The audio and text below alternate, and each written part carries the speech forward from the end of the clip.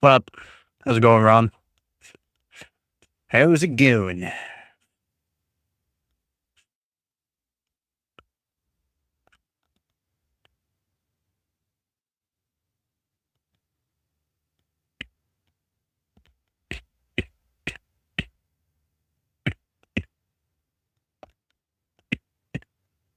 That's good.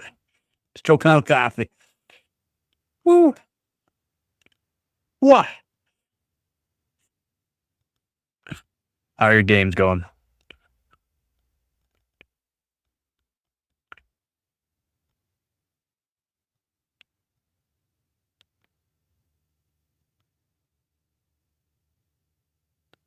Ooh wee.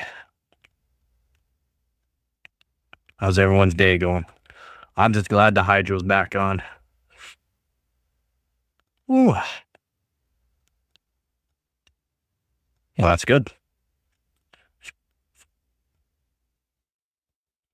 I do gotta set up PC for when the competition starts. Probably do that tomorrow. The first. Yeah, think of a video for April Fool's Day. I don't know yet.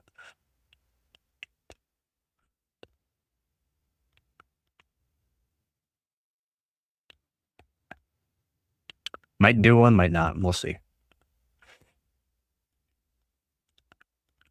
Oh yeah, always fun building a PC for the competition. Always, always fun. Do love me some overclocking. Just for LJ 1366.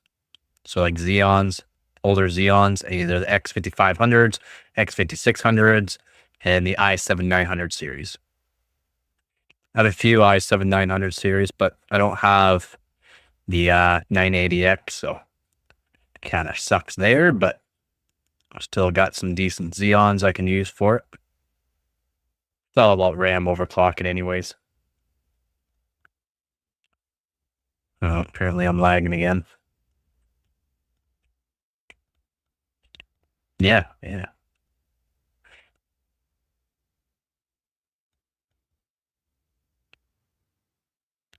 Oh, yeah.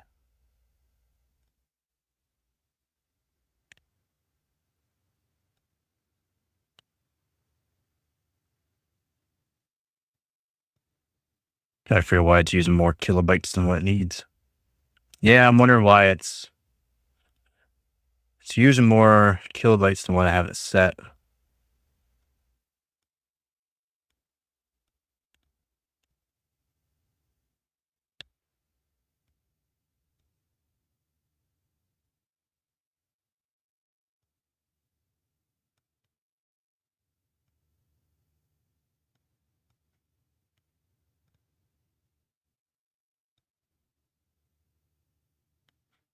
See if that helps a bit.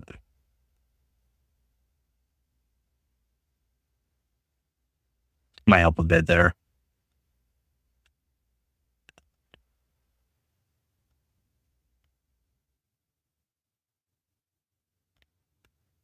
Not sure why.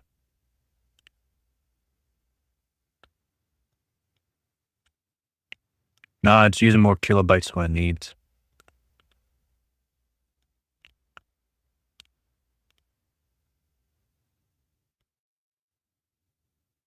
I only have it on 2000 kilobits per second, yet it's using over 4000, so I don't know why.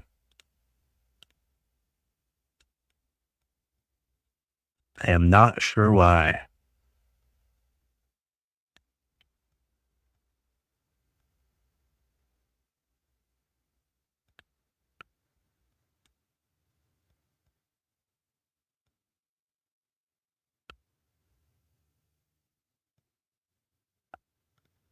No, that might have fixed it though.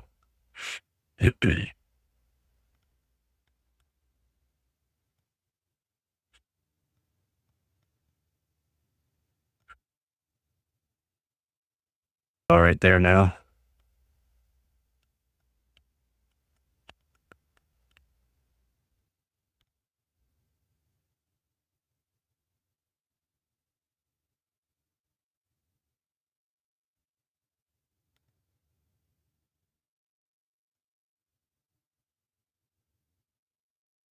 Yeah, we'll put this to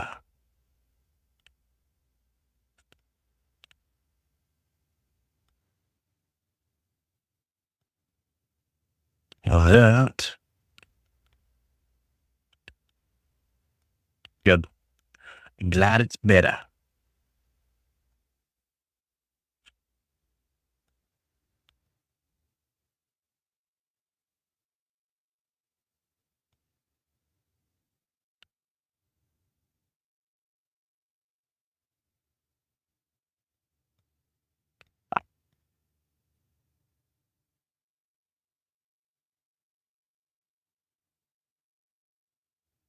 Already gone over the 9,000 GPUs coming out. End of this year. End of this year.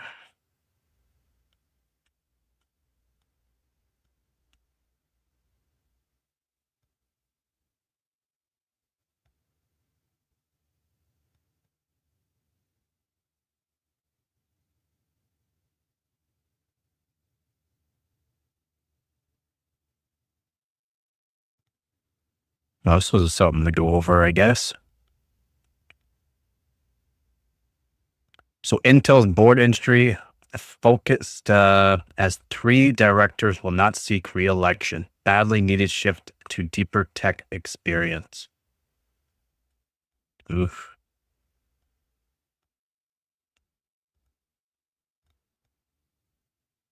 More microelectronics, fewer healthcare professionals in Intel's board.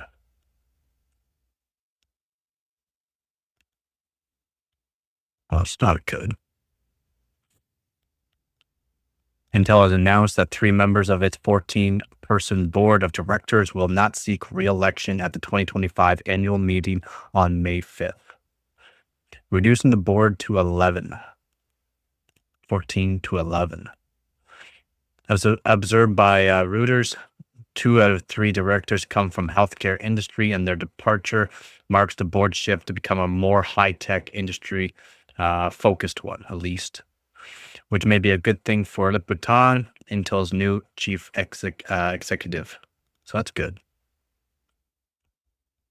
So, I mean, he is shifting everything like quite a bit. Lip Bhutan's doing really good for Intel. They need to get better on marketing. That's what they really need to do. They need to focus on the marketing. They need to start marketing their possible partnership with Nvidia, AMD, and Broadcom, because those will be really big partnerships if they do happen. The departing directors are Dr. Orman Ishraq, who formerly led Medtronic and stepped down as Intel's chair in early 2023.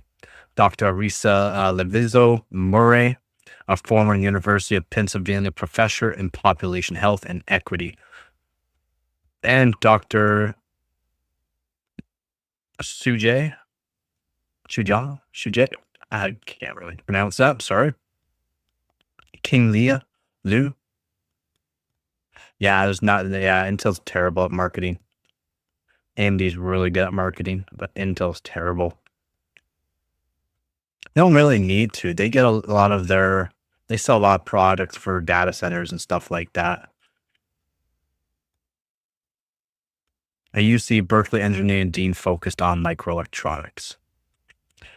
Their exit follows the recent addition of Eric Maurice, ex-CEO of ASML, and Steve Sanghi, interim chief of microchip technology in December, just last year.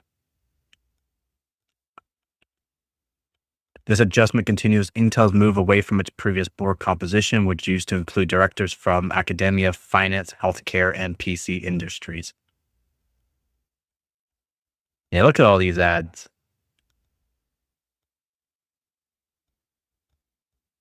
I don't mind them. I don't mind them at all. The current board includes 5 directors with finance, investment, or e-commerce backgrounds, 2 outgoing directors with healthcare ties, 2 form academia with focus on electrical engineering and semiconductors. which is what really needs to happen in the CPU and GPU industries. Semiconductors need to be top notch. 1 from personal computer sector and 3 from semiconductor industry. That's good. 3 of them. Perfect.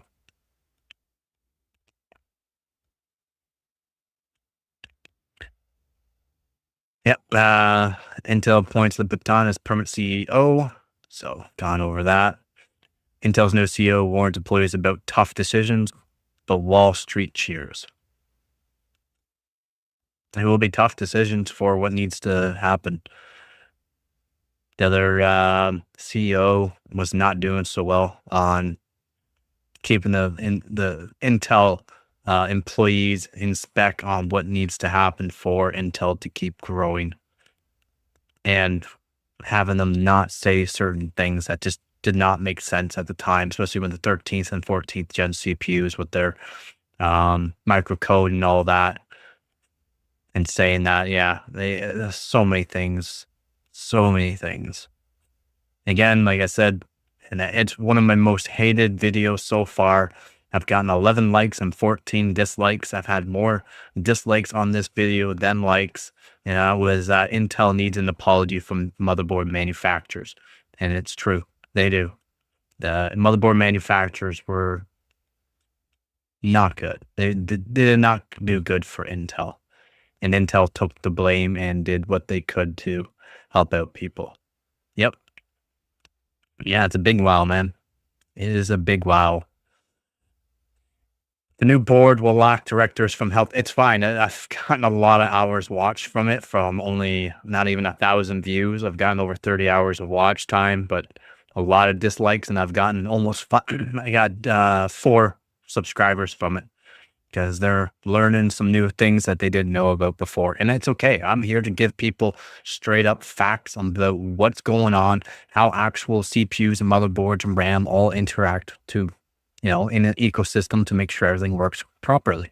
And motherboard manufacturers were, and also RAM manufacturers were implying too much voltages into Intel CPUs, which has caused them to degrade and or crash. A lot of people didn't know that, or they did, but they did not care. They still blamed Intel. And yes, Intel was part of the problem too. I will not say they're not. Yeah, the views are there. The views are there. And the subscribers, again, they're learning too, so which is the main thing. But a lot of hate, a lot of hate. I don't care. I don't care. I'll get all dislikes on a video, but I don't care about that, because there will be people there that are subscribing and or learning something that they didn't know before, and I'll keep bringing it up. And I don't care. I don't care that people don't like it. Totally, yeah, totally, man. I gotta keep people and the facts true, and that's the main thing. And a lot of people just don't like it. They don't like facts for some reason. The new board will lack directors from the healthcare industry and 1 from academia, but will have a stronger emphasis on industry-specific knowledge, which would be instrumental in supporting Intel's efforts to regain its competitive edge on products and process technology fronts. They need it.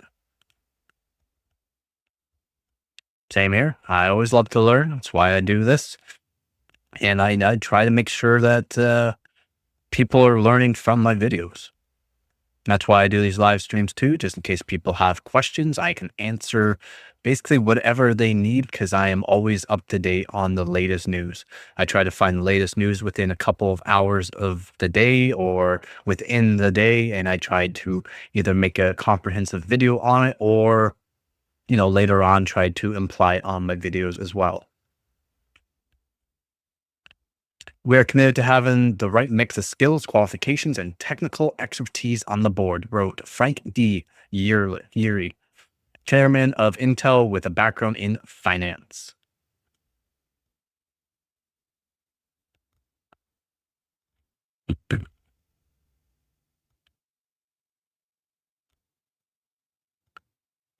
It's not even that they would lose their job.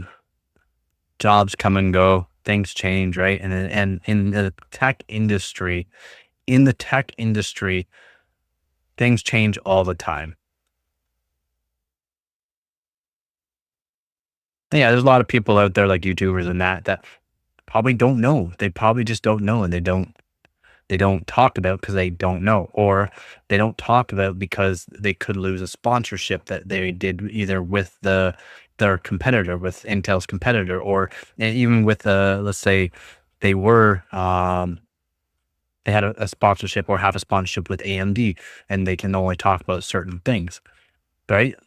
So like that's one thing about the smaller channels like myself that work really good is that I don't have these kind of big sponsors and that I can talk about whatever I want, give the true facts about whatever I want.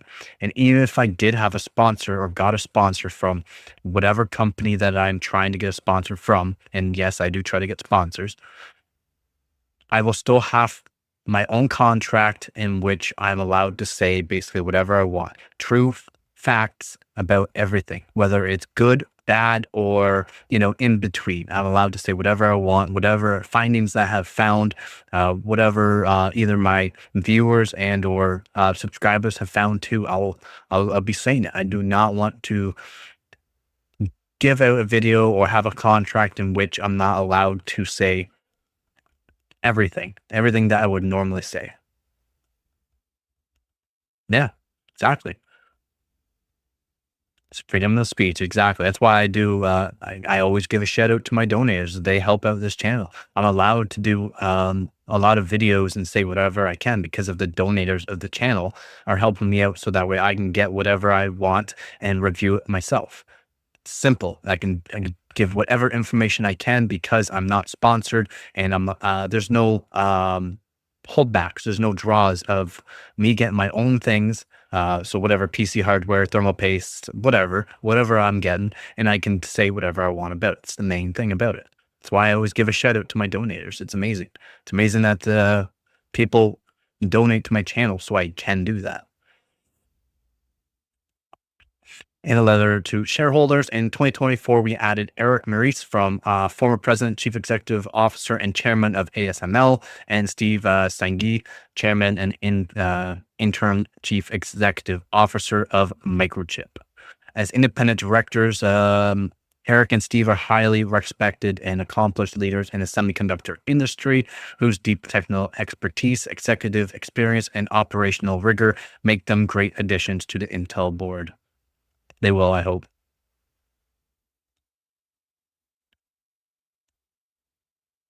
Woohoo! Glad the new keyboard worked, man.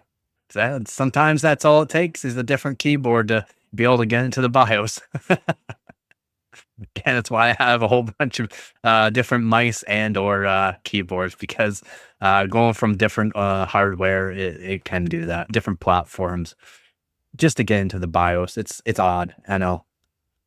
People always, like family members always ask me, friends and family, why do you have so many keyboards?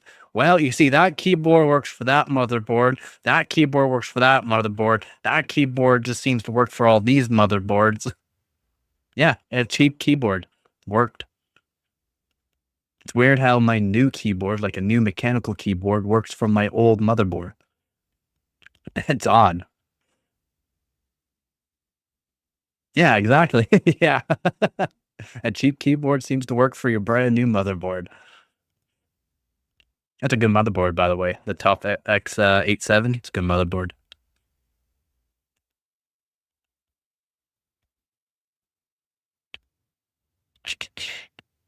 And they have had an immediate impact. Immediate impact. These Eric and Steve have an immediate impact. We are also pleased to have Lipton once again serving on the board as their Intel's CEO. Yeah, exactly. And the price was good. The price was there. All they need to do is get into the BIOS. Easy. That's why I do actually kind of recommend certain motherboards too. Certain motherboards, you don't even need a CPU installed and you can update the BIOS on the motherboard. Like motherboard I use. I like my high-end gigabyte boards.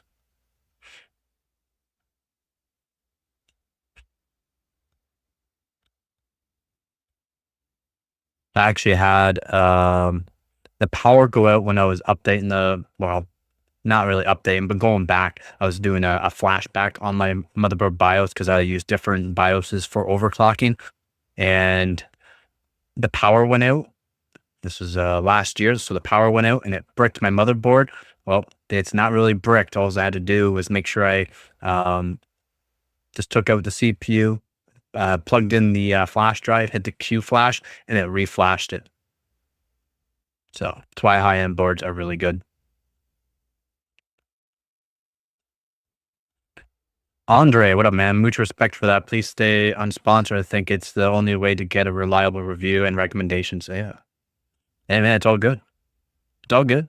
Glad you messaged. And thank you for respecting that. I mean, it's what I would like to try to be is unsponsored. I would like it. Doing dishes. Yeah, I gotta get doing some dishes here too. Yeah, a few plates and that I gotta do up. The power just got back on and I just got back from getting some groceries. So that power's been out for a couple of days. Yeah, exactly. I would just like the sponsors just because of the advertising aspect actually helps people see my videos more and my channel. But that's the thing. I would do no strings attached. So like I would review their contract and then I would send back a contract to them of what I would like, and there'd have to be a deal made, as in I'm still allowed to say whatever I want about the product, whatever's being sponsored or given to me at the time to review. Again, I'm a overclocking channel, so I would like RAM. So I go for different RAM brands, G-Skill, Corsair, whatever I can find really. Even Team Group would be a nice one to do too, since I just did a video about Amazon's cheapest kit of RAM, and it seems to be pretty fun to overclock. I did do a video of it. It's 5600 CL46 kit. You get really cheap on Amazon. I overclocked it to 6000 CL40. I did some more overclocking on it after I actually published the video, and I did better timings. And then I also got it to 6000 CL36. So really good. Yeah, for sure. Those are fine. Companies that trust their product should have no problems with that type of review deal. You got that right. Exactly. Exactly. If there is no issues and they have full on, what they're saying is true, they should have no quantums about having someone review the product to the full spec and detail. True facts about everything. Even cases and PC fans and all the kind of stuff that's easier to get. You can do builds, reviews, and use it for overclocking, even though it's not much of a factor. So I cannot. So hardwarebot.org. Remember, I'm a top overclocker on hardwarebot.org, and you cannot have hardware given to you by sponsors. I would have to have a sponsor give me the money so I can buy my own product to use for the overclocking. If not, it does not count for my overclocking. And that is why, again, I say thank you to my donators, because I am allowed to keep doing my overclocking and keep in my positions that I want in the overclocking community and be able to do everything legit. And damn great at it. Yeah, so many people do love it. You got that right. But that is why I also don't want certain sponsors in that, because it won't work for my overclocking. Again, that's why the Bauer BuildZoid, if actually hardcore overclocking, if you've not seen them on YouTube, it's why they don't really do overclocking anymore for competitions and the overclocking community on hardwarebot.org, because they're given all these hardwares to review and overclock on. So they are not allowed to post anything, because it would have to be their own hardware, and all their new hardware is given to them, unfortunately, which sucks. So only one or two of your builds is going to matter to your position on that website. The rest would just be of content. Yeah, exactly. Yeah, a lot would be content. Like PC builds, PC cases, and stuff like that. Like different kind of custom water loops, air coolers, stuff like that. I can use no problem. But like CPUs and GPUs, motherboards, and RAM kits, I would have to buy out of my own pocket. Or I can get a sponsorship with like Intel and AMD, and get like from them to do overclocking for them, but I cannot use it for competitions. That there's the other thing is I like to do the competitions as well. So but I do talk to people that get these like 20, $30,000 systems. So like brand new Threadrippers or the brand new Epic CPUs or brand new Xeon CPUs that cost $15,000 for a CPU. And then you got the motherboard, and then you got all the RAM you got to put into it. I talk to them on Discord and all that, some of the best overclockers in the world. And yeah, they're trying to help me out, get sponsors with them, but I don't have the newest hardware, and I need to have the newest hardware to be able to get sponsors from like Intel, AMD, and Nvidia.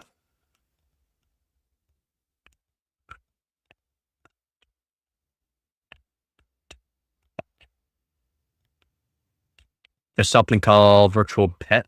Should I click that to install it on something called the Armory Crate Installer? No,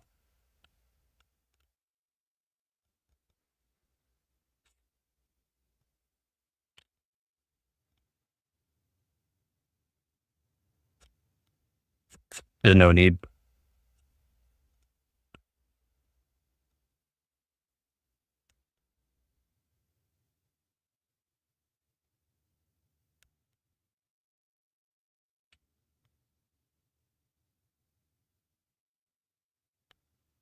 It's like with Gigabyte, they got their own software in the BIOS that goes into Windows that you can install as well or have enabled in the BIOS. I don't even use that. There's no point.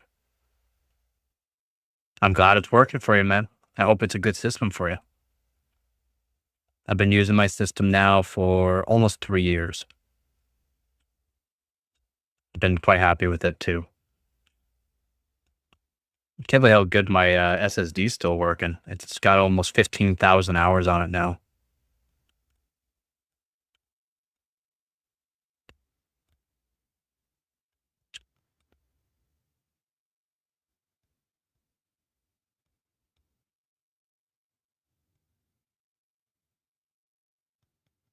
Almost 15,000 hours on my SSD, which is a 980 2 terabyte Pro.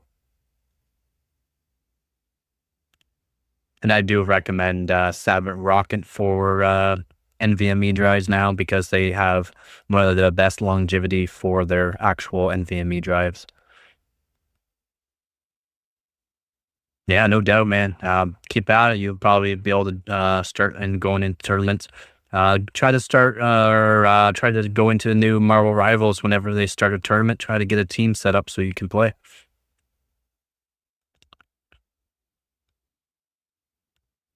I used to do that back in the day on AVA.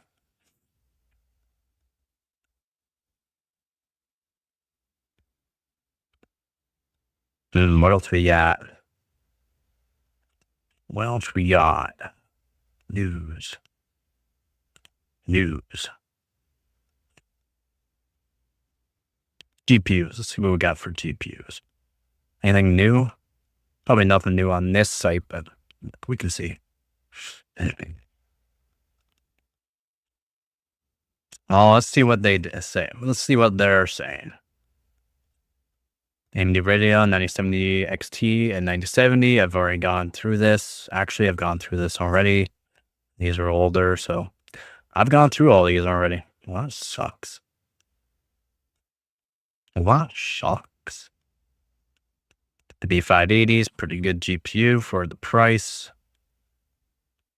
Some people say no, but it's pretty good GPU for the price. The Nitro Plus is nice. These are all old news now compared to what we got. Let's see what we got for PC components. Damn right you will. I believe you, man. One of the best healers in the game that I know of. Some Ryzen 7 9800X3 CPUs are allegedly dying prematurely. I've gone over this. Over 100. We're over 100. Yeah. This is okay. It's somewhat new. There's like a couple hundred people have issues with the 9800X3D now. Do I want to allow ACSEP to make changes to my device publisher Asetek?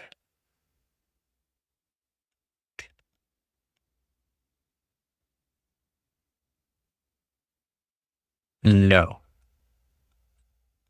No. If anything, you'll just do it manually. It could hinder performance while you're doing something, so no.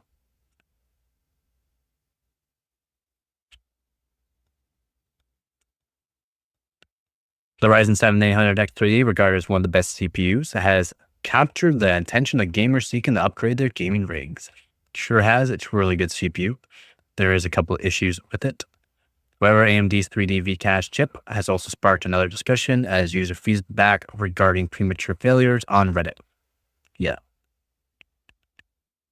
Over 100 cases. Yeah. Yeah, no problem, man. Yeah, there's certain things that you need and don't need. You don't really need that kind of software running. It can take information, or it's taking information from you, and then it could be taking the information and sending it off at times in which, let's say, you're gaming or doing something, and it could impact the performance. So there's no need for it. You can always just do it manually anyways. Yeah, what things don't have problems. Exactly.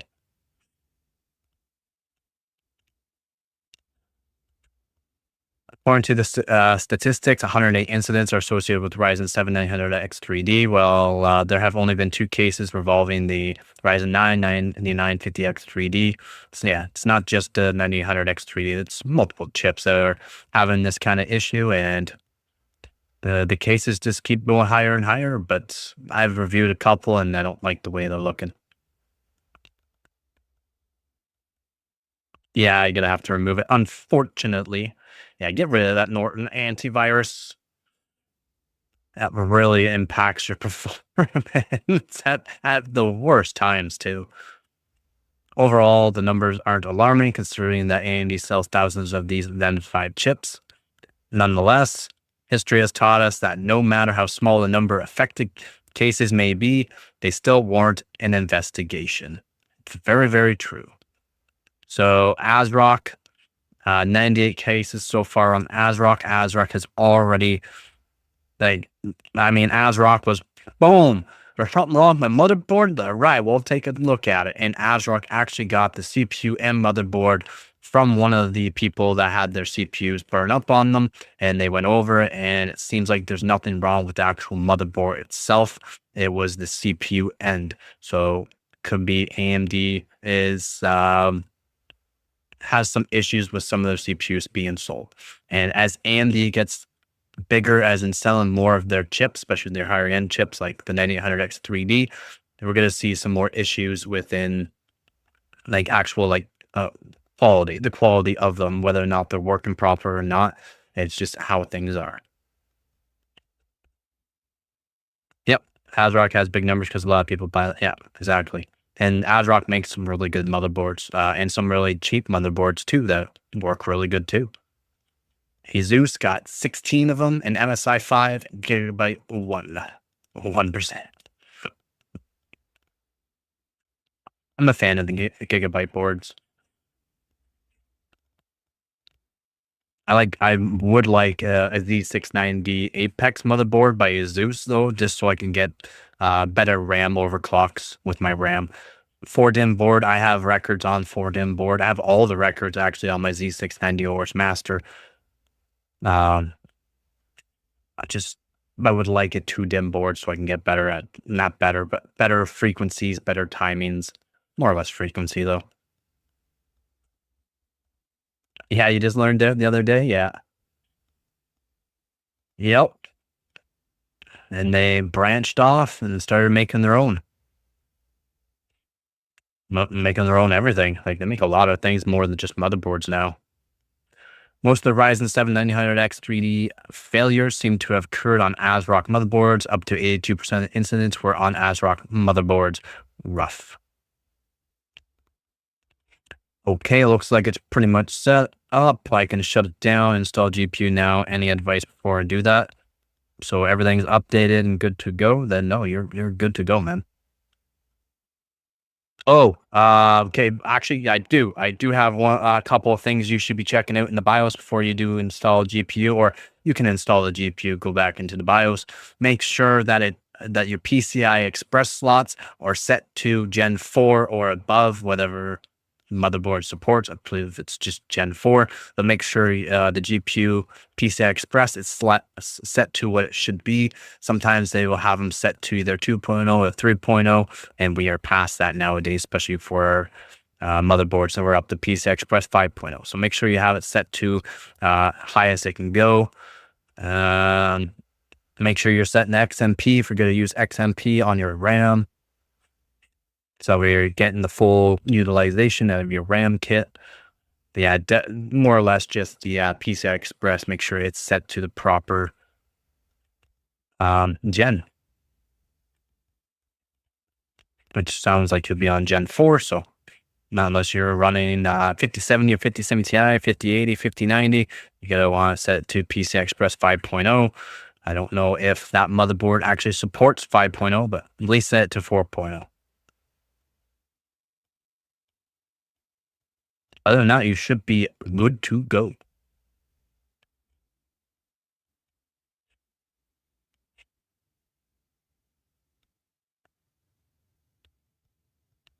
What else we got? It's important to highlight that the data has nothing to do with the motherboard quality or reliability. It could be a matter of consumer preference, as ASRock motherboards are typically more friendly on the pocket than rival brands. That is why they're really great right there. I feel like a mod, even though I'm not. Show up as much as I can. Yeah, thank you, Rob. So would it be the same advice with the CPU-Z application? Do you think that it's worth using? Yeah, CPU-Z and GPU-Z are great to have. Also hardware monitor, so HW monitor, and hardware info, so HW info, are good downloads or softwares to have. I can confirm your ASRock theory. Lots, if not all, the used gaming PCs I bought over the time had ASRock but in them. Exactly, yeah. They're great. Especially what they're saying here too. I've gone over this many times. ASRock makes like their Tai Chi. They're right here. The Tai Chi model. It had records. It had world records on that Tai Chi motherboard. Not so much nowadays. Asus found something to make RAM overclocking way easier and better for frequencies. It's just something you can only find on ASRock Asus motherboards, but Tai Chi used to hold most of the records on Tai Chi boards. So like CPU overclocking, RAM overclocking used to be on the Tai Chi boards, and the prices are really good. The prices are great on it. For ASRock boards, I've owned, except for, okay, I bought two ASRock motherboards, same ones. They were the Z390s. So they're Z390s, Phantom Gaming, Wi-Fi AC, 4S, something like that. You cannot update the BIOS on them. I thought it was good for the price, so I bought two of them. Okay, so I bought two of them, thinking, maybe I'll make another PC out of this and maybe either sell it or that. Nah, I couldn't update the BIOS or anything, so it was limiting my CPU overclocking because I can only use so much voltage, and I could only overclock my RAM so much because it was limiting the voltage. So I sold those. I was not happy about it. The price was there, though. The price was there. They're only $75 for the motherboard, so I bought two of them. And yeah, I couldn't update the BIOS. It's only on that model of motherboard too. Took me a long time to figure out what it was, and I was like, did so much research, and I finally found a page dedicated to BIOSes and stuff like that. And that right there was basically the only motherboard that was on ASRock that you could not update the motherboard. It was good. It was a good motherboard. It worked really good, except for it limited the voltages. If you got the Phantom Gaming Wi-Fi, but not the AC4S, you could update the BIOS and allow you to overclock the RAM more by giving it more voltage. But where can you see the CPU temperature? What are you looking at? Should you be worried? No, you really shouldn't be worried. I'm putting this out here and going. I've gone through this a few times now because of how many CPUs now AMD is selling compared to how Intel used to sell. Way more. Okay. Intel's this bigger CPU company than AMD. So Intel sold a lot more. So we saw some more issues with Intel CPUs. Now AMD is starting to sell tons of CPUs. So we're going to see issues with some CPUs. So out of, let's say, the 40,000 or 50,000 CPUs that they've sold so far of the 9000X 3D and 9950X 3D, there's only 120 to 200 reported cases of this issue. Okay. And guess what? There's RMA, warranty, done, and done. Simple. So, no, there isn't really. Where can you see CPU temperature? Depends on what you're using. If you just use, yeah, no problem, man. It's that exactly. Yeah, you got that right. And no problem, man. If you want CPU temperature, their MSI Afterburner, no, yeah, you can use that, but if you just use hardware monitor, it's the easiest to find CPU temperature.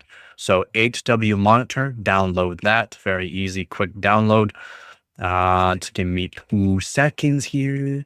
Hardware monitor, and I'll put it up on the screen.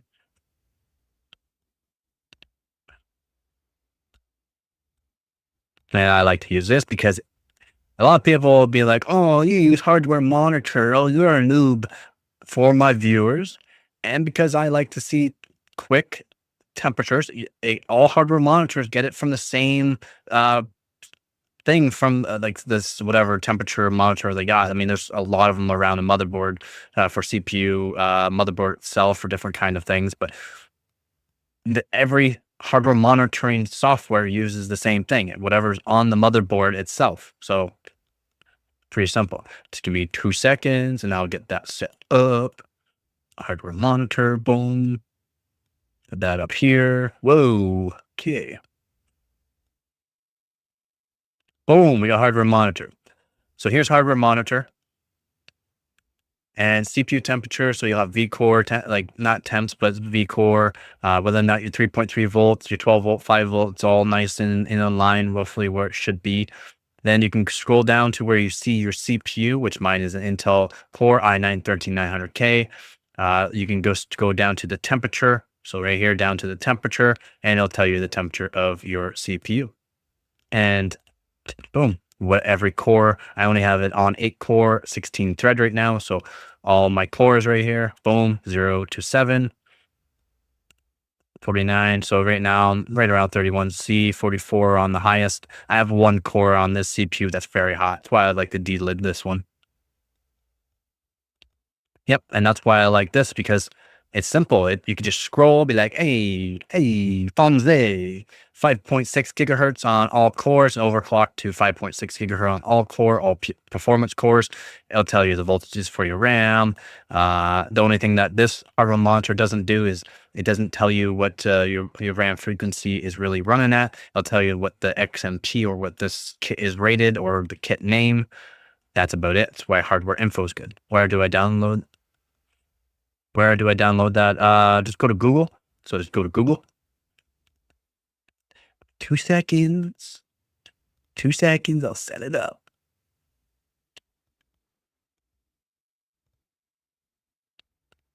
Boom. Boom. And boom. Oh, wait. Here. Get it here. All right. So there we go. So we type in hardware monitor, right? Hardware. So HW monitor. Exactly. Yeah. So that's true. Okay. Got a point there. Thank you for saying that. Thank you for saying that. So I'll put you to the correct place. So where I go, so it says CPU ID. So it'll say this CPU ID. I'll even have like the logo. This is where you get the correct stuff. Yeah, no doubt. Yeah. See, I can also, because again, I'm with the best overclocking team there is. I just go off of, so like I can ask them for certain information and then they'll just send me downloads. I'll just download from there and then I can get certain operating systems that are completely wiped. So that way it's best for overclocking. It makes things simple for me, but I guess I have to do this for you guys here. So hardware monitor, make sure it says cpuid.com -software -monitor. It'll have the little logo. We click on that. It'll take a second.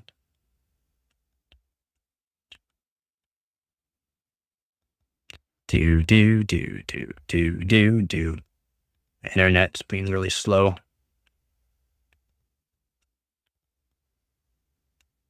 Precious page cannot go to it. Thank you. What voltage range is considered safe for CPUs generally? For example, mine is 1.2 volt i7 9700K. Okay, maybe we'll just go okay. Well, instead we'll go to hardware monitor softwares for mine. I don't know why it's being so slow. Taking too long. Okay, you want to hardware something, please? But yeah, you want to go to here. Let's try to go back to it. Refresh this page. Softwares. Because I have too many things open. I don't know. So 1.2 volts is really good for that CPU, to be honest. 1.2 volts is really good. Oh my God. Why is it not allowing me in?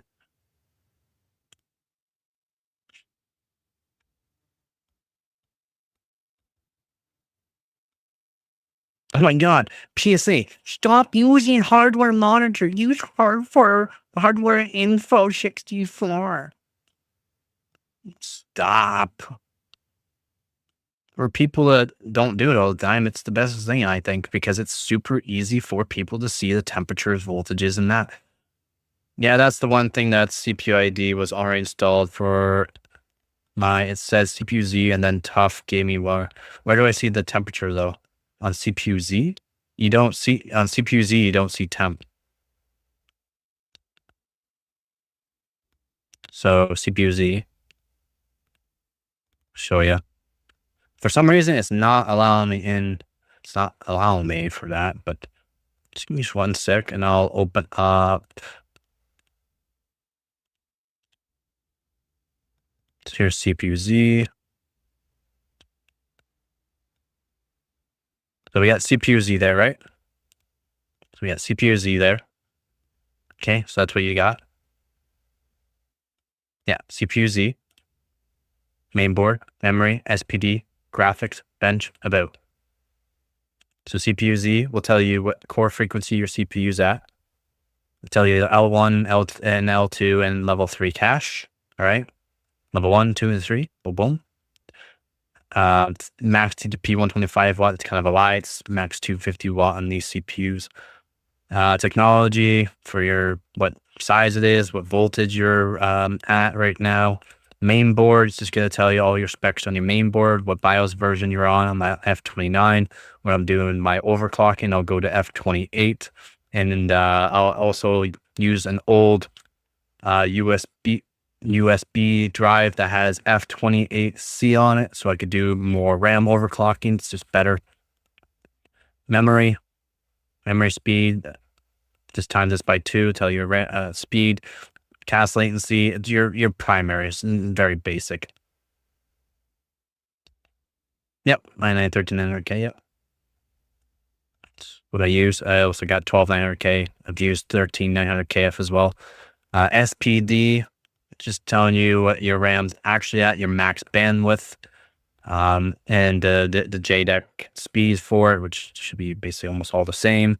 And then your different XMPs, your graphics, it'll tell you your GPU graphics as well.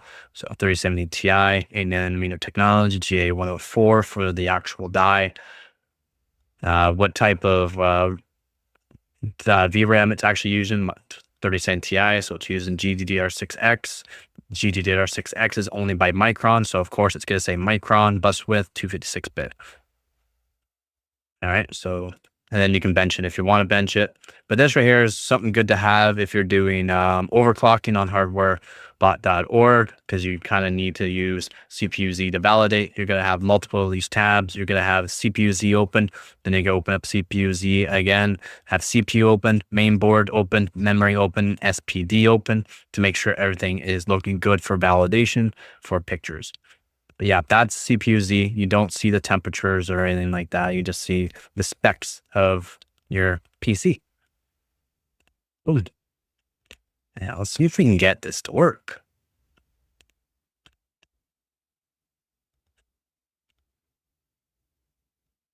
For some reason, it's not allowing me to open it.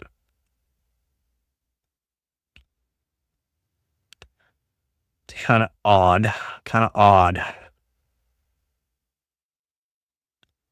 But basically, you gotta go into Google, type in the HW monitor or HW monitor download, and then you're gonna go down, look down to the left of your screen. You'll see a big HW monitor, either 1.28.xex, and you're gonna use that download.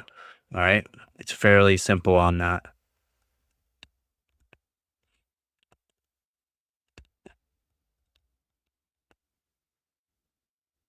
Nope, you don't even have to scroll all the way down. It's just like just down to the left a little bit.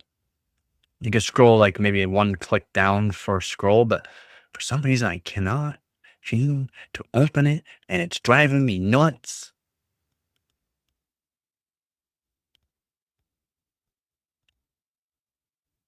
I mean, could use soft tonic. Why is it not letting me into the site? It's not letting me into CPU ID, and it's actually driving me nuts now. No text spot. It allows me in everywhere else but there. What's going on? Did they block me? Do they no longer like me? I promote you guys.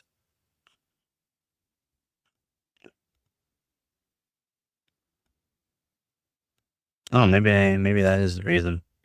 I'm using my phone right now for the data for live streaming and uploading videos right now.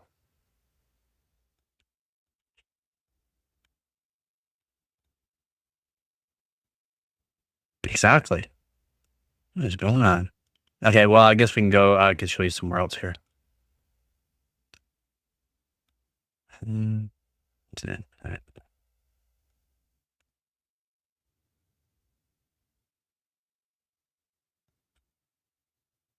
All right. So, all right. I figured something out that we can go to as well. All right.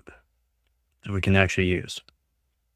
So let's go that. Boom. So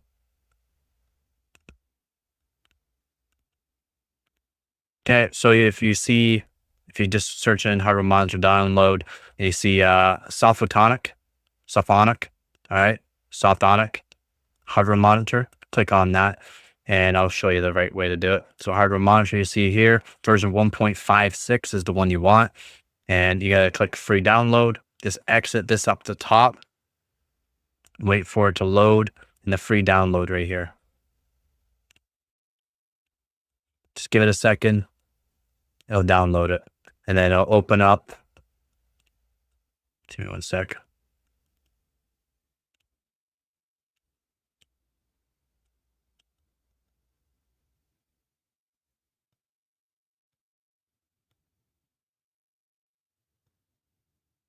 No, I don't want that one.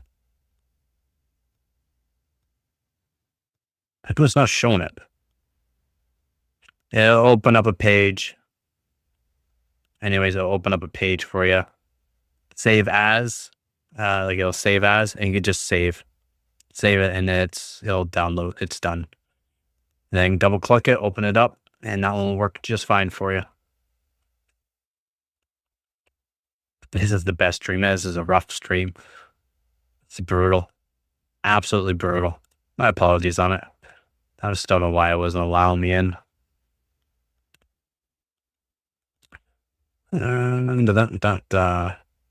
But yeah, that's it. That's all you need for that.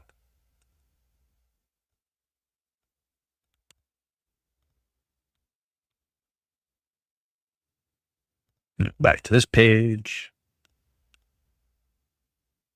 That's why it's the best.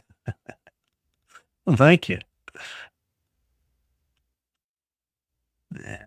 Chipsets are affected. The X870, 45%. Really, most of them on the 800s. They're affecting the same. Guess it would be about the same. About 32% on, or not 32, 27% on the 600 chipset. The Ryzen 7 800X3 demise happened on the latest 800 series motherboards. Look at these ads. Look at them. Just look at them. The 800 series motherboards and the last gen 600 series motherboard, however, it was more prevalent in the former, with the X870 chips that accounting for 45%, accounting for 45% of the failures. In the B650 account for 33. First glance, the problem should not be about motherboard quality, since the X70 chipset is usually featured on premium motherboards with robust design. And as Rock went over this as soon as this issue came out, and they could not find any faults, nothing wrong with the VRMs, nothing. There's nothing wrong with them. Yeah, I know, right? So many of these weird ads. Weird ads. Ads make my eyes go over for some reason. It was the opposite on the 600 series motherboards, where the B650 chip corresponded to 15% of the Ryzen 7 900X3D failures, and X690 chipset with just 7. Yeah, so many assets. So nice.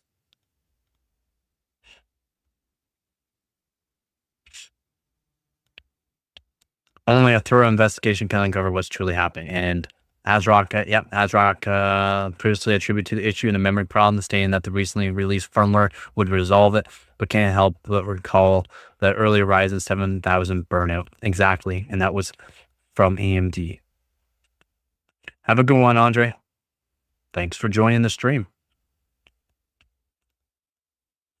Now you see a temperature of all the CPU cores. Give me 1 second and I'll open that back up for you. So here we go. We got hardware monitor here. So when it opens up, it'll be scrolled down a bit. All right. So it'll already be scrolled down a bit. So you gotta scroll up a bit, and then you'll see temperatures. So see where I'm clicking, hopefully on the page there. So you'll see temperatures, packages, cores. Go to the left of the cores. I'll have a plus sign. You gotta click that plus sign, and then it will open up all your cores. And then each core, it'll tell you the temperature of each of the cores, and then also the VR. That's how you see a temperature of all the cores. And you can see what core runs hotter than the other cores. And yeah, there'll always be usually a core that runs hotter, or a couple cores that run hotter than the other cores. On my 13900K that you see here, I have one core that runs, when actually like stressing into that, runs almost 10 degrees hotter, which is insane. That's why I would like to delit it and either fix it up that way, or just lap it, because I have not lapped this one yet. So I didn't know if I was going to keep it or not, or sell it. But I do like the CPU.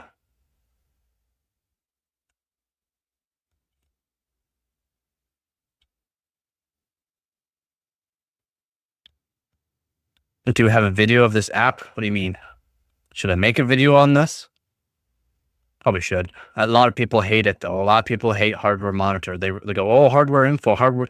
For people that don't do this, hardware info is very complicated. Hardware info, you open it up, you look, it tells you everything that you need to know.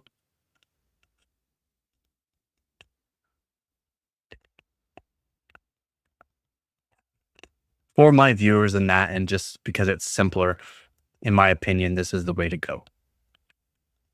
Yeah, that's how you check. Tell you also what wattages everything is at. So package, I'm at 35 watts. When it opens up other stuff too, of course, the wattage is going to go up, but not much. We'll tell you what your PL1, PL2, so your power max and short power max wattage or max is, if whether or not that's a change, if you need to change it. I don't care that mine's maxed out. It will never hit 4,000 watts wherever I need that. So all your cores between 25 and 28 so far looking great. There you go. And in this right here, you get the information off of this. Whatever's on your motherboard will tell you. Whatever's in your CPU for temperature will tell you on this. It's fairly simple. It's very nice. And if you just keep scrolling down, you can see your RAM kit. It'll tell you the voltages. And then if you scroll down to the temperature, it'll tell you the temperature of the dim 1, dim 2. So whatever RAM kit you have, it'll tell you each temperature of each of those as well.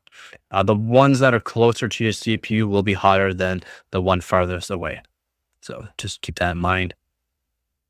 Exactly. Who does not like simple?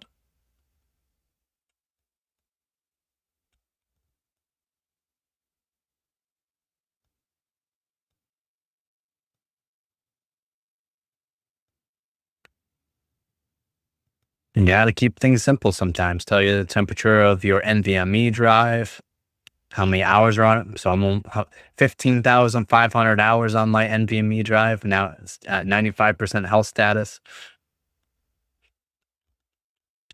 Yeah, I was worried if I didn't apply the thermal PTM correctly, but it looks like it's even application. Perfect. And that's the main thing. Glad everything's working out good for your new PC. GPU tells you the temperature of GPU, your memory temp, and GPU and hotspot, because there'll be hotspots on the core memory temps. Not all GPUs have a memory temperature reader, so just saying. Fairly simple. Just go onto the BIOS. So go to your BIOS, go to advanced, and then you're gonna scroll down to where it says XMP. It'll either XMP or Expo. It'll say Expo probably on it, and then you can just figure out what Expo you want, because there'll be multiple choices for the Expo. There won't be just one Expo. There'll be Expo 1, Expo 2. It might even be an Expo 5. Okay, but just click on Expo 1. That'll put your designated RAM speed in with the timings that it has on for it, which aren't great. They're not great. XNP and Expo, the timers are not great on. That's why I do overclocking on everything. Because I can get like 30% more performance just by a small overclock and timings. Tech Titan, what's up, man? I uploaded the Battlefield 1 video for you yesterday. Nice. Okay, I'll definitely take a look at that there, Tech Titan. Exactly, they had to make it hard. Gotta make things hard. Things difficult.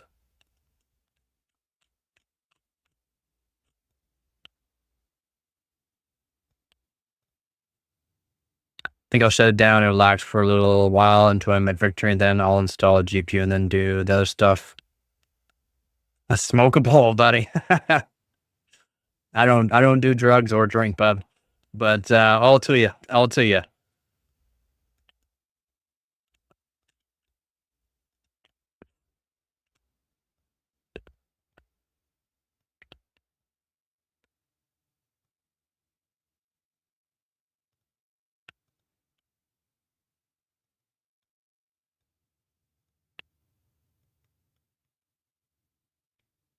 Yeah, there's not much news. I've already put out videos for all the updated news that I can find.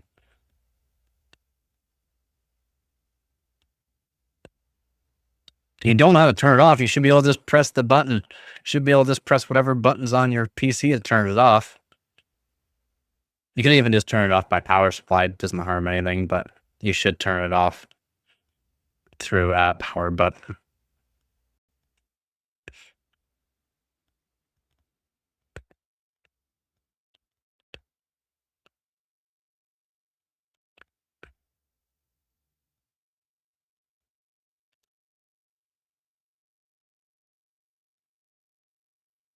Yeah, you can still do that. One sec.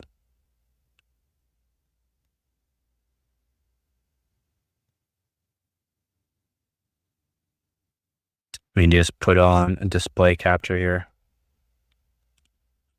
Boom. 11. Boom, boom, boom. So we can see my screen. I should probably have to move myself here. Give me 1 sec. I'll have to move myself. I'll shrink myself down. Whee! Are you on Windows 11 or Windows 10? So you just go here, click here, your Windows, whee, power, restart or shut down, sleep. You can just shut it down. Click, done.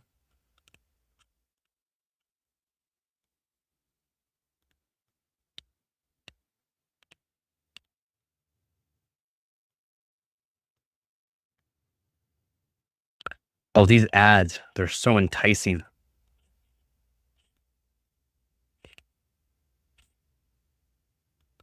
What else we got? Anything for overclocking? What we got for overclocking? Probably nothing new. That was 5 hours ago. PC enthusiasts today tonight. I've already gone over it. First time I used a computer in like 10 years. Holy moly, man.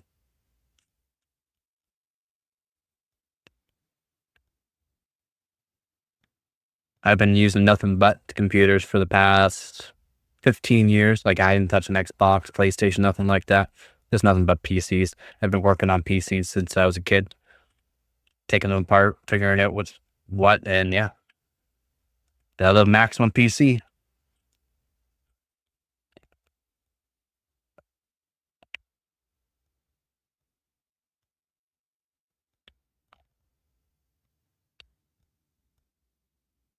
Splave, splave.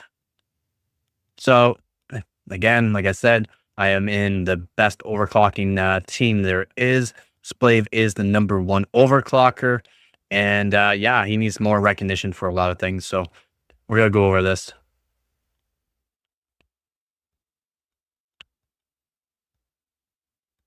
Only took you 2 months of research. At least you did the research. Some people don't. So Splave, if you don't know, Splave is awesome. I do recommend Splave 1 thermal paste if you want to try out Splave's thermal paste. It's some pretty good thermal paste. I should put it in the description too. I usually do. I had an old 2002 laptop when I was a kid and took it to see how it works. Nice. Nice. Yeah, it's good to learn how to do things. Take things apart, see if you can do something better. That's what our overclocking is all about. So Intel's Arrow Lake has tremendous memory overclocking potential. Yeah, the Ultra Core is insane. The 285K is amazing. As I'll outline below, I was able to set the world memory overclocking frequency record, an insane DDR5 12,666 megatransfers per second, and some dead simple tuning tips can help improve performance even for regular builds. However, the new chip design presents plenty of challenge for both standard and professional overclockers alike. Yeah, there is a lot of issues for the overclocking, but you can work around them. Below, I'll cover the most important learnings on boosting performance with standard cooling and with the more extreme liquid nitrogen. Liquid nitrogen is very difficult for the 285Ks or the core ultras. Tiles come to desktop PCs. Oh wait, is that it? Is that it?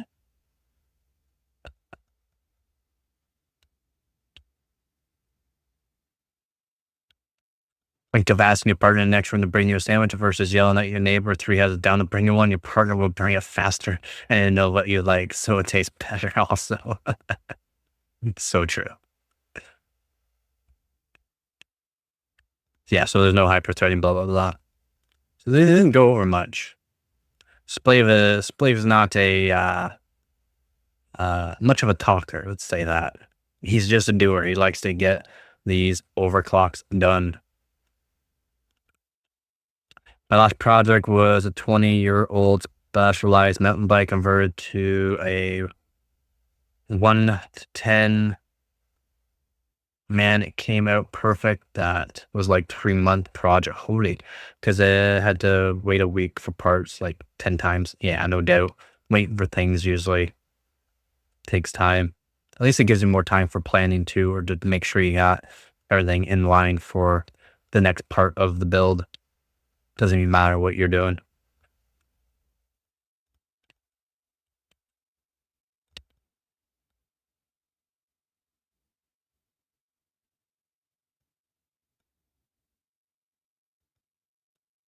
Gear 4 is the best you can do for frequency. It puts it to easier on the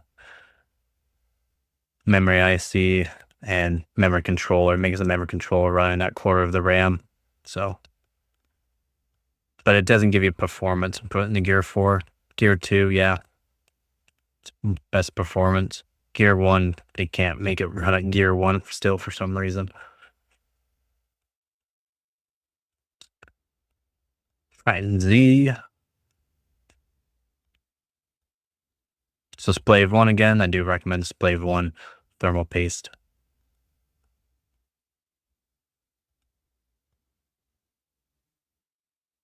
Nice. Took off the bracket.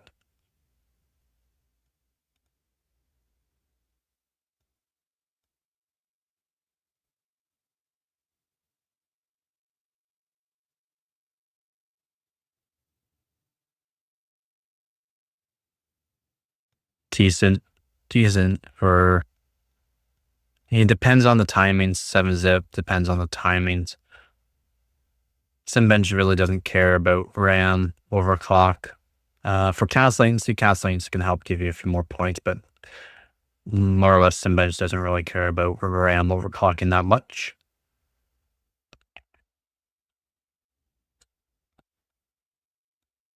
Oh, no doubt, man. Yeah, it's always good to get something done and know that it's working.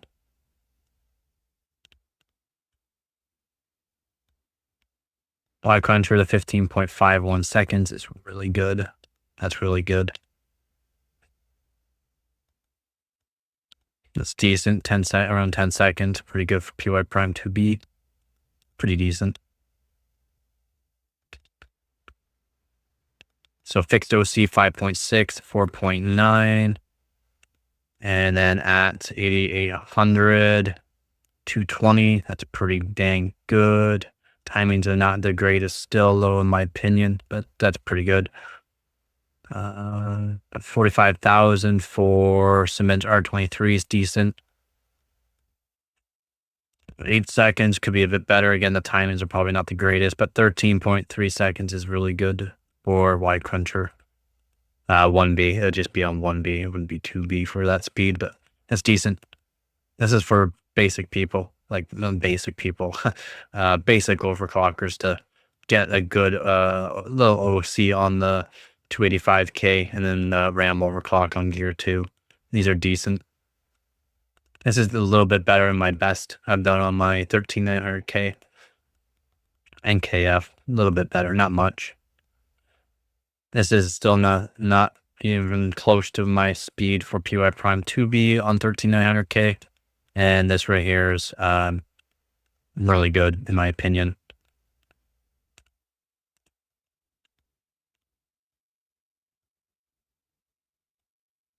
We should go over hardware monitor 2.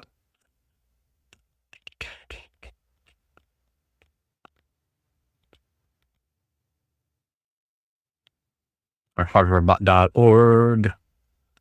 Blam, log in, submit.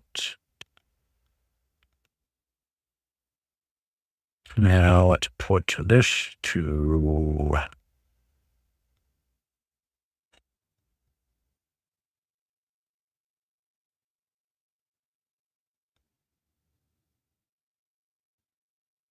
on. So this is hardware monitor or hardwarebot.org. And I'll show you some of the overclocks I'm done. I'm down to 11th now. I guess I have to put in a couple of scores. I only got 1 record so far this year. I haven't been doing much for hardwarebot submissions, but that's fine. I'm not placing great, but that's fine. By the end of the year, I'll be probably first place again in my division, and at least I'm gonna try to get top 8 this year for overall career. For like season ranking, I'm gonna be probably first place in my division, and I'm gonna try to get top 5 again for Canada for all divisions. So against liquid nitrogen, liquid helium guys, and all that.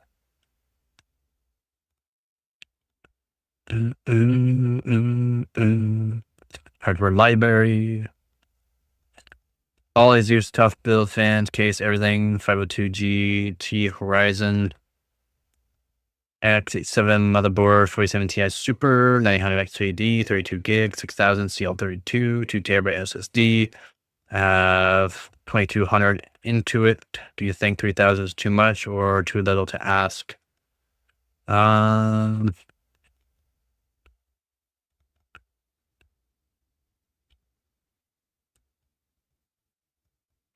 A little too much.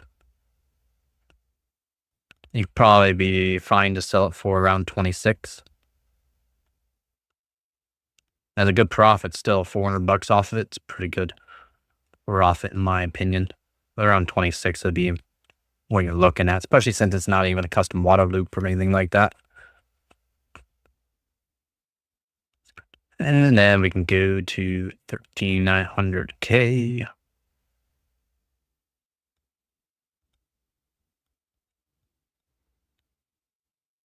Go over to my scores.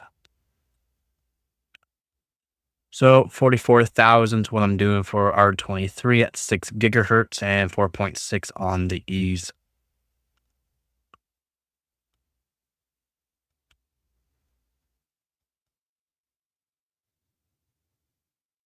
Yeah, building them is fun. It can be really fun to do.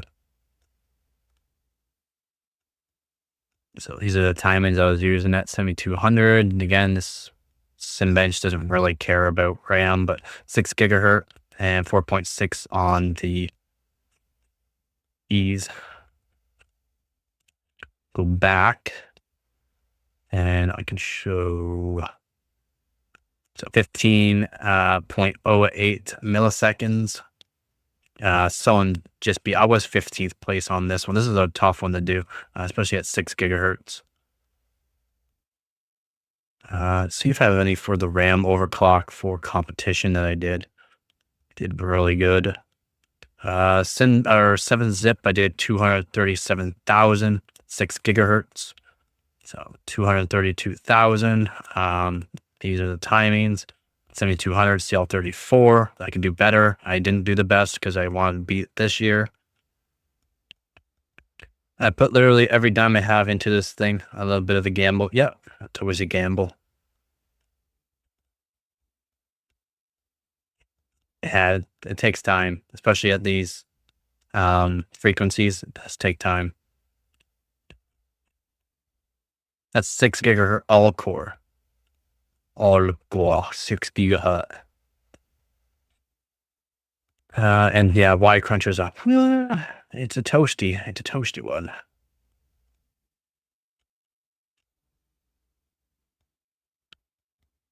Where was the one? So my best so far I've put on is 6.3 gigahertz overclock.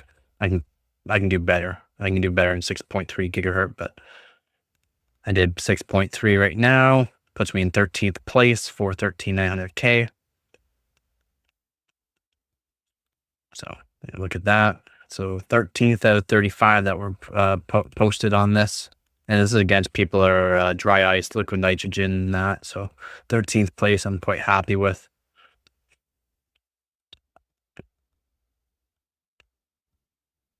Oh yeah, my 777, my lucky 777 score. That's why I haven't beat it yet, because 777. I thought that was an awesome score to get. 77.7. Yeah. Yeah. I think it's pretty cool. I think it's cool. That's all that matters.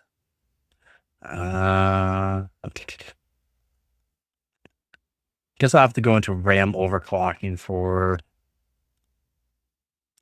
that. So these are all the CPUs that I've been using, that I use. So i5 12600K, and then just put it to 6 performance cores. i5 2400, i5 8600K, i7 2600. Actually, that's a pretty good i7 2600. Pretty good for RAM overclocking. i7 3770K, i7 6700, i7 8700K, i7 930, i9 12900K, i9 13900K, i9 13900K F. Xeons, my X5570, X5650, and my X5667. I do have a few more CPUs, like my i7 920 as well. I got to put in it.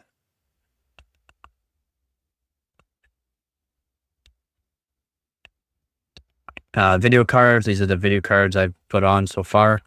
So my GeForce 9600 GT, 1 gig, 9800 GT, GT 240, GT 245 gig. I gotta switch this because it is DDR5, so I just gotta switch something there.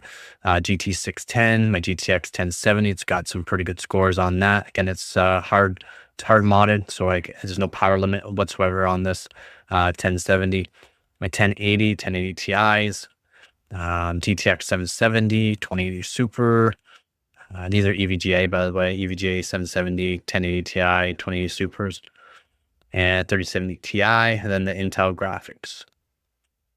Motherboards. These are the motherboards I've used. Again, this is the Z390 Phantom Gaming 4S Wi-Fi Gaming 4S. It was okay. It's not great. Not for overclocking. For anyone that's looking for a cheap Z390, yeah, it's great.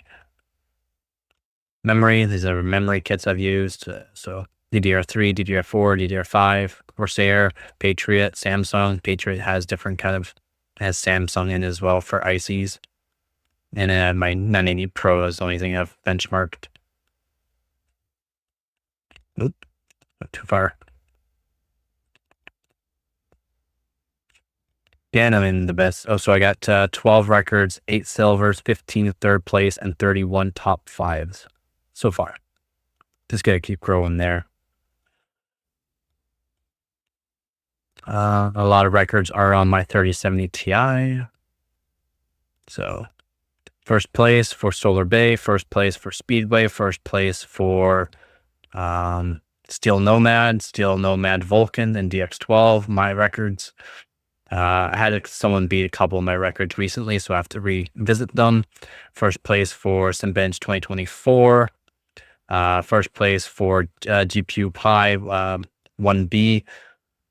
First place, or some third place, second place. Yeah, so second place, he beat my score for the Geekbench 6. It's okay, I'll beat that. For my team, the best team in overclocking, basically, I do have most of the records for our team, as you can see. And there's me, Luger. Tractor is one I have to go against for the 3070 Ti. He's a Russian. He's pretty crazy Russian.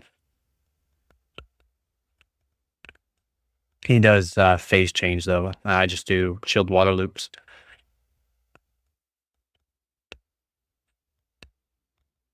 Oh yeah, I'll be able to get all of these. I just haven't revisited some of them. And some of them I just put up there. I have like stock. I got 17th place doing stock settings. So I already know I can beat a lot of these. I don't care about CloudGate.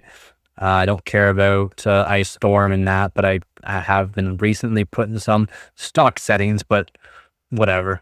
I got a binned 3070 Ti, so I bought multiple 3070 Ti's and took the best out of all the bunch and just sold the rest. So that's why I have a really good 3070 Ti, because I binned mine.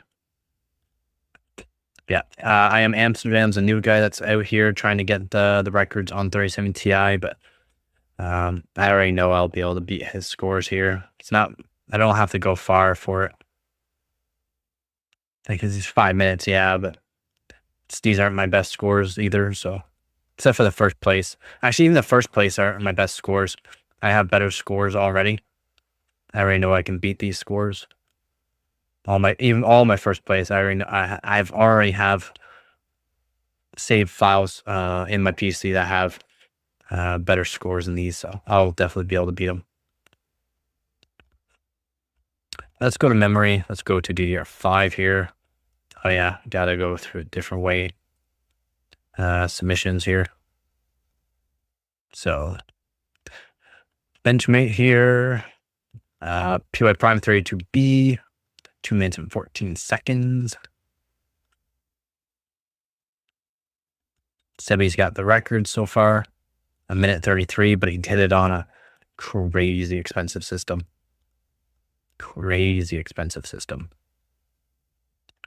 My 12600K is insane for RAM overclocking for DDR5. It's absolutely bonkers for RAM overclocking my 12600K.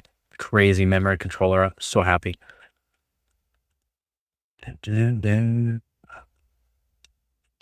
Guess I'll have to go a different way for this and just go to benchmarks and go over to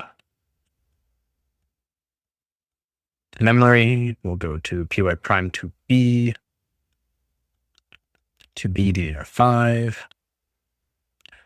And they're on liquid nitrogen versus my air cooled, and I got 7 seconds, 97 milliseconds.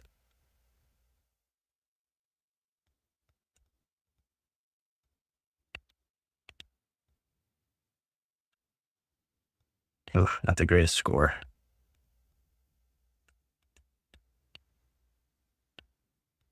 Anything I want to use and benchmark, everything, every CPU, every GPU, every motherboard, every RAM kit that I can get my hands on is what I would like to use. Every single PC hardware for overclocking. If it's overclockable, I want it. If it's not overclockable, I'll make it overclockable and overclock it. Simple. Done and done.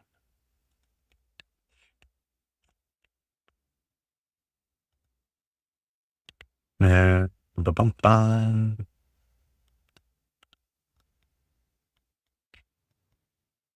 have 64 memory read. I think mine's 110 gigabits per second.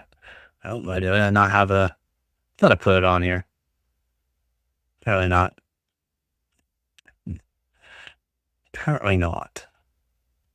Team WEG. So if you don't, I'm back. Had to do a couple things. Oh, it's all good. Gotta get stuff done. So again, I'm in Team WEG. Our profile picture, it's hard to tell, but it's an egg with a W on it. Team WEG.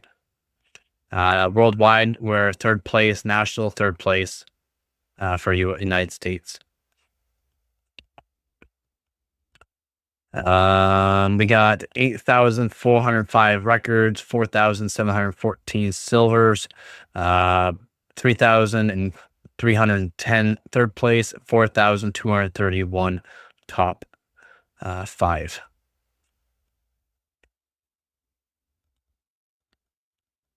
But yep, we are one of the best. We only have 150 members, and the guys that are above us have thousands of members, so we're doing good. And plus, we have like the best overclockers in the world. Like we have the best overclockers in the world. Benchmark, Sebi, and also Splave, some of the best overclockers in the world. So we can go over the members here. So we have Afrom1, AKM, Alec Fencer, Anti, Ava Green, Bavor, Benchmark, like I said. Benchmark is a really good RAM overclocker. He's working on some records right now. Black Dot, he's a crazy overclocker as well. Black Dot, Black Score, Boogie, Bruno, Brutus, Bryce Games, B Rob, Cam, Caveman, the one, Crispy, Hannon, Quail Wine. Exaberry is also insane overclocker.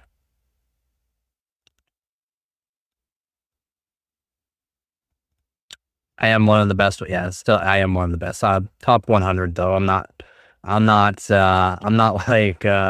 Sebi or Splave. Splave is number 1. He is the number 1 overclocker in the world.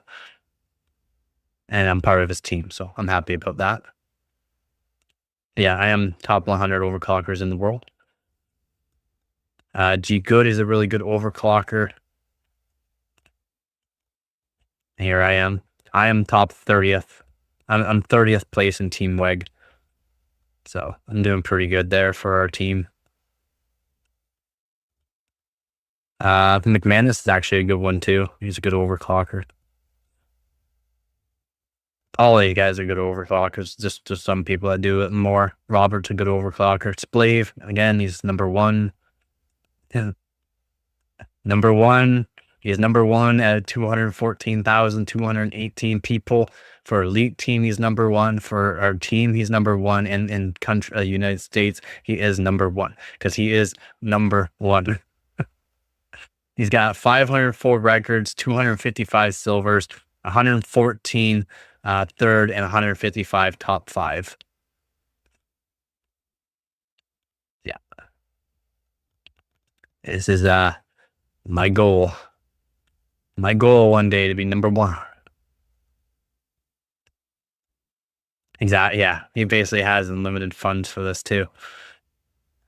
He gets all the new hardware as soon as it comes out or before it comes out and does overclocking on it.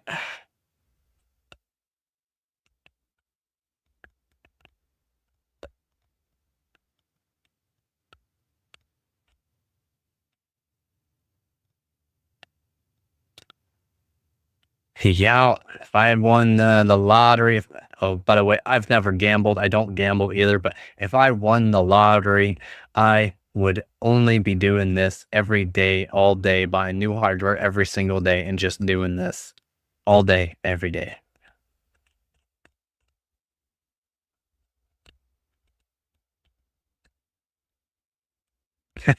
Actually, a lot of people don't hate my overclocking videos and stuff like that. They just hate my facts on how Intel's not just to blame on the oxidizing or degrading CPUs. Motherboard manufacturers and RAM manufacturers are part of the problem about PCs crashing out of the blue. It wasn't just Intel. Just people hate that. And I'll just keep saying it. I don't care.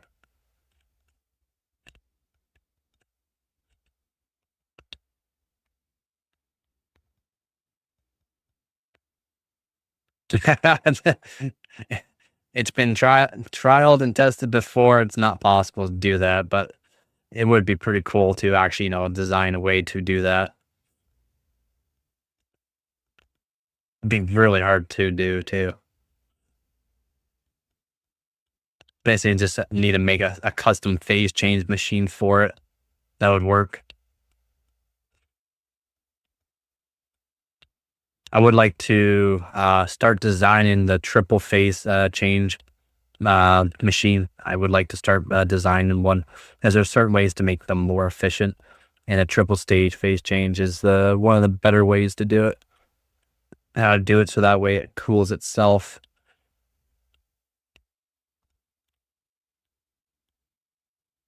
Plus, there's also certain kind of like different kind of like condensing style gases and liquids that you can use for it that can go down to a lower temperature. Be a lot of trial and error for that, but it'd be fun to do. I've talked about with Splice. Splice is another overclocker who's talked to me about designing a phase change machine. Noctua just made an AO with no pump, and I had the same idea. If you heat it, oh, if you have heat, why do you need a pump? Because they suck at thermal transfer. They work, but they're giant and they suck.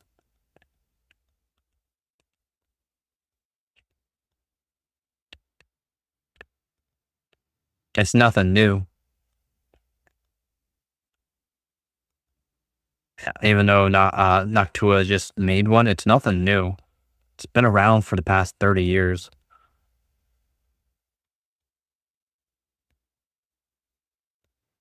No, because there's only so far you can go. And at the rate we're going for PC hardware and GPU hardware, we're kind of at a bottlenecked limit of what we can do with the hardware itself. We just have to keep raising the power to get more performance, basically. And since the diodes are so small with so much power going out, one of those AIOs with no pump, they just don't work proper for cooling them.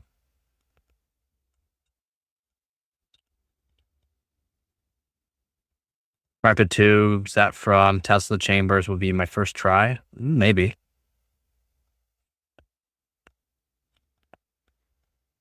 maybe, but it's still you're relying on whatever whatever fluid or whatever gas that's going to condense into a liquid and then move up around these tubes and that have to have a low enough boiling point to which it can start raising because it has to move, right? Only way you're going to be able to wick away the temp, and then you'll have to find something that's not going to combust and or blow up the tubes. You're gonna it'll be a big headache. Just let AI figure it out. Yeah, AI is taking over the world, like I've said. AI is taking over the world.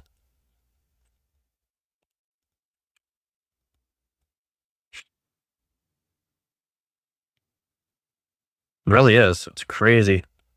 It is crazy.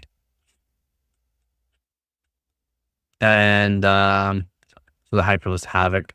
This is the one I'm gonna be starting on. So it starts in 15 hours and 40 minutes. Oh wait, wrong one. Not Hyperless Havoc. My bad. Um,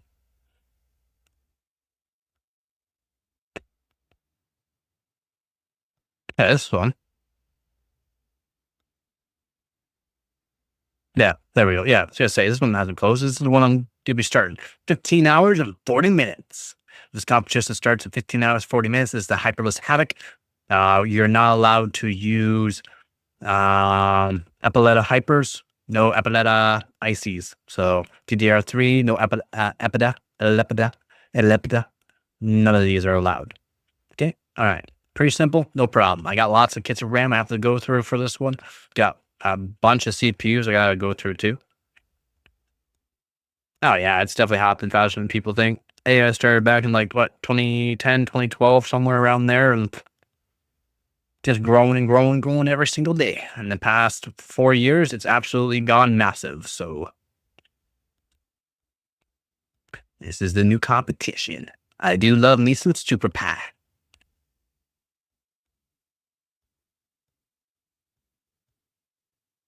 Yeah. It reminds me of actually like tuning cars and that too. I used to help buddies tune their Honda Civics, their 1500 horsepower Honda Civics, or the 1100 horsepower Honda Civics. I used to help them tune their valve adjustments. Has to be done right on them, or else no good. Max CPU cache frequency. Again, we're only allowed 4.5 gigahertz. Very easy to do with these CPUs. I could do 5 gigahertz on most of my CPUs. So, boom. Love it. I've done a lot, man. I've done a lot. I'm 32 years old and I've done a lot in my life. I can do electrical. I can build a house. I do renovations. I do like framing, either wood, steel, roofing, floors, windows. I've made my own window sashes, windows, custom floors. I've worked for a company that's a multi-billion-dollar company in a custom shop. So we make custom one-off buildings, relocatable buildings. Yeah, done a lot.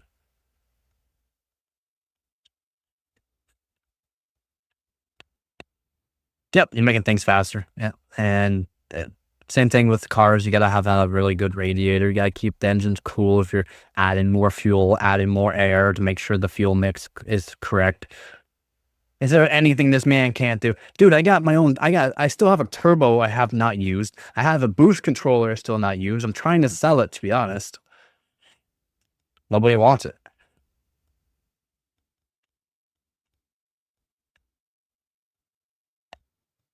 And yeah, the wrist operation, that's brutal. Yeah, Braun there plays one handed. I can't play games one handed. Takes me two hands.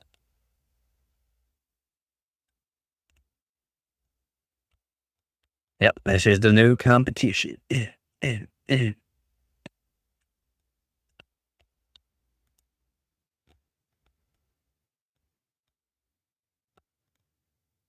Whoops, I don't want that open.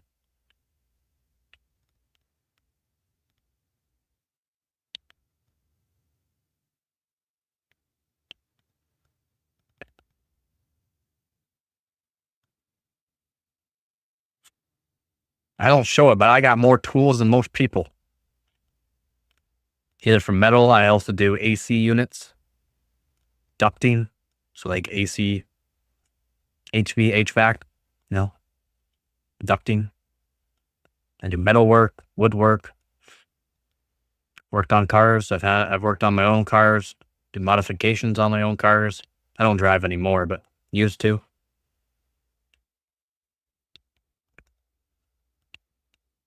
Yep, I did commercial. I did commercial. I didn't really do residential. I did residential for like side jobs. Either like neighbors and that wanted their old wall register switched to floor. So I used to like drill holes down through the floors and that and put in and install ductwork for them. They really liked that. Also like balance them so that way one room is a little bit warmer than another one. So that way it's properly done the way they wanted. Yeah, commercial is awesome. Commercial is really fun for the AC ductwork. Your heating and cooling. It does. Yeah, it definitely does pay a lot more for commercial. A lot more of a pain in the ass too. Plus the runs are longer. I did underfloor or I did pool heating for a college, Fleming College. I did it years ago. It's like 2012. No, 2011, 2012, around 2011, 2012 is when it was being done. But I did pool heating, all underground ducting for heating the pool. And yeah, there's a lot of ducting for that, just for that. You service pool for a couple of years, nice.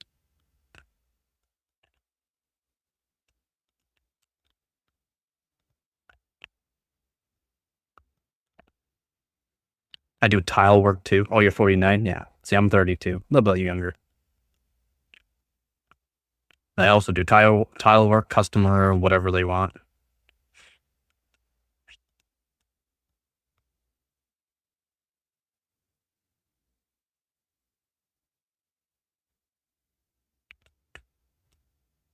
Oh, I can't wait 15 hours. Oh, I'm definitely not more accomplished. I am definitely not more accomplished, man. I've been working on this YouTube channel for the past year and I've been trying to find a job, but I seriously cannot find a job right now. Um, the town that I'm living in is booming, but the job is very scarce. Very, very scarce, which is absolutely insane. Like I've been looking for the past 4 months quite hard, and there's like nothing. There's nothing out there. Everywhere I've applied, no, nothing. I've gotten replies from, or actually, I didn't even send out any of it. I've gotten messages from people from like 5, 6 hours away, going, "Hey, we found your resume. It says you live here." I go, "I don't live there anymore. Like I haven't lived there in about 5 years almost." So brutal. It's like, I'm sorry, I can't take the job. I don't live anywhere near you. Yeah, the housing crash of 2008 was pretty brutal. Back around that time, I was doing custom limestone cutting for rich people. I did custom limestone cutting by hand, like the old-fashioned way, well, new and old-fashioned way. Now, let me tell you, that was a brutal job. Some days you knew you made the right money for it. It's like, holy moly.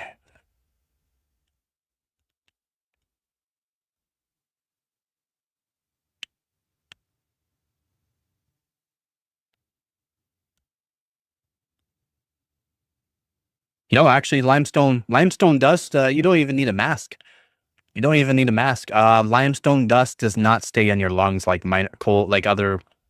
rocks and or like, minor lung. You don't get minor lung from it. You cough it right out. Does not stay in your lungs. Limestone dust does not stay in your lungs.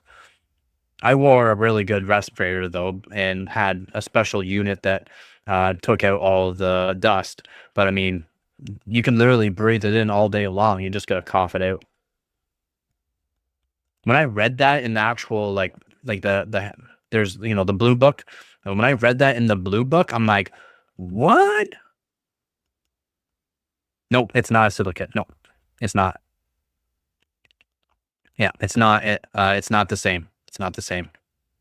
Limestone's like the only one out there that you can actually like don't need a respirator at all if you didn't want one.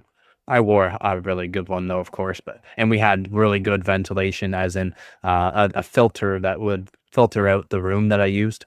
But yeah, there's a lot of younger people, man. It's just is what it is. Yeah, I couldn't believe when I read that in the blue book. Yeah, you don't need a respirator if you didn't want one. You can just breathe it in all day. You'll just cough it out. It's fine. It's fine. I'm like, whoa.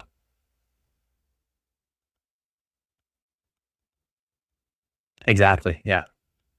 We did it in an industrial yard in an industrial area of the town that we were doing it in. And yeah, it was a high end, like dual certain filter that would filter 20,000 gallons of air every, like, I think it was every 10 minutes around there. Like it was a high end filter that basically as I'm grinding down the stone with like a massive grinder, or cutting it with a massive 14-inch diamond disc, it would literally like suck it right out. Like I can just all day long, all day long,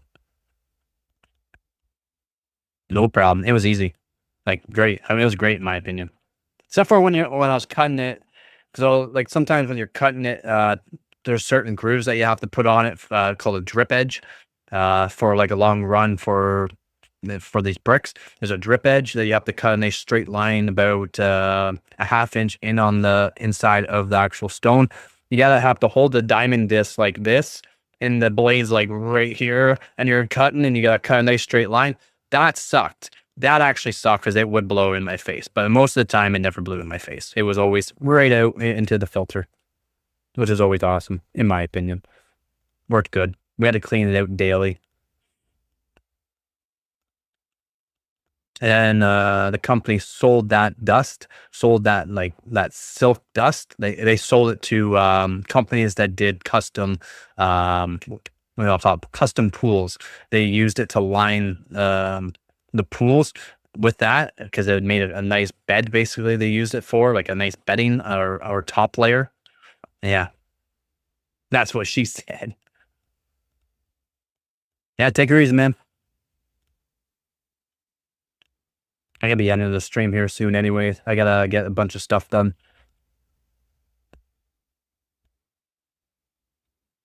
It's been good though. Almost been streaming for 2 hours.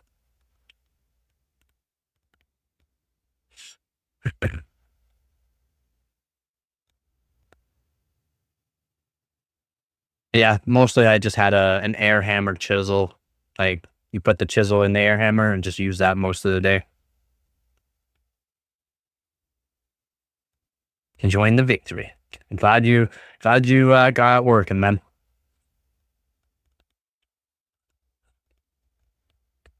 Yeah, I gotta get some videos edited.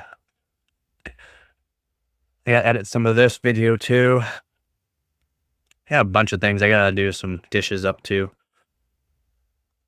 Oh, no problem, man. Anytime. Again, if you're not part of the Discord channel, if you don't have Discord, that's cool. But if you're not part of the Discord channel, we do all this stuff in there too. I try to help out as much as I can.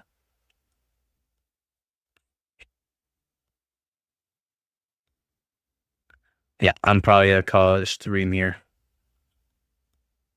Just saying. Just saying. Could be calling this stream.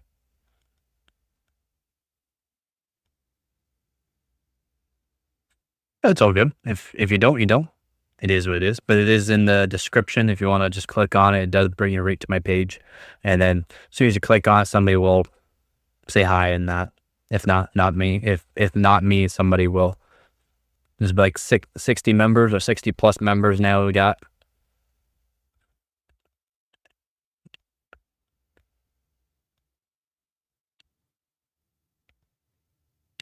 Yeah, I'm gonna call it a stream, so I'm gonna end it. And yeah, here it goes. I'm gonna put on my big boy pants, what I normally do. Put on my big boy pants. All right, so that's the end of the stream. Again, thank you to all my viewers, subscribers, and donators. You guys are helping out this channel greatly. I've gained another almost 10 subscribers in the past couple of days, so that's awesome. Again, thank you all to all my viewers, and as always, don't forget, get her done.